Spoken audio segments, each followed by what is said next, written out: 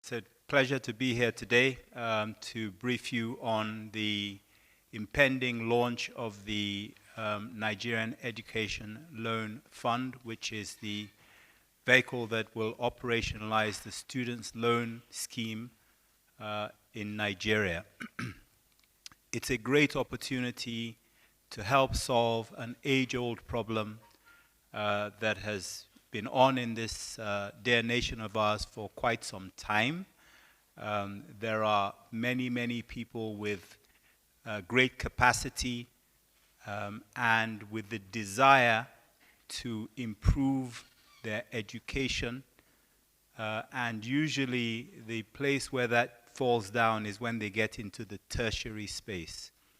At that point, they really have a number of options, either to go into the world of work with qualifications that are not necessarily optimal for them, or to find ways of funding that tertiary space. Now, when I say tertiary, some of it is academic, so university education is generally regarded as academic, but this program seeks to provide opportunities for Nigerian students who want to go onto the academic side and get a university degree, or perhaps want to go onto the technical side and go and get and acquire some vocational skills and some vocational qualifications, which is always needed in society.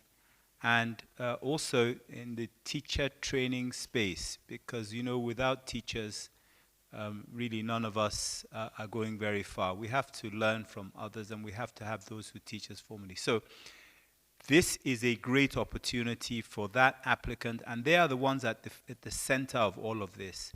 This act, effectively, the intention behind it is to ensure that the reason for not being able to go on and further your education at a tertiary level is not for the lack of finance. This act, this law seeks to bridge the gap between desire to study and capacity to go further. It seeks to bridge that gap if the gap is one that is created by lack of finance, lack of funding. This intervention will affect the lives of many Nigerian youth, because that's usually the bracket that want to further their education.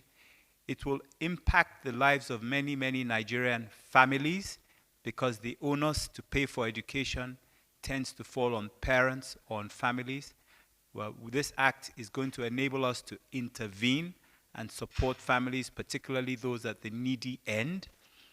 This act will affect the way society in itself operates and functions. And to give you a very small example, some people have very tight choices between whether they go on to study further and get the opportunity to get a white-collar job, for example, or they go into a blue-collar environment where they have to work with their bodies and their hands, which, if you enjoy doing that, it's great. Some people do, and there's absolutely nothing wrong with it. Society needs it, but it's only wrong when you don't want to and you are forced to because you are lacking in finances. And this particular scheme seeks to help those who want to go in the right direction, go in the right direction. There are many difficult choices people make. People sometimes will have to go and do things they really don't want to do, including crossing, the very treacherous and dangerous Sahel to try and get themselves to Europe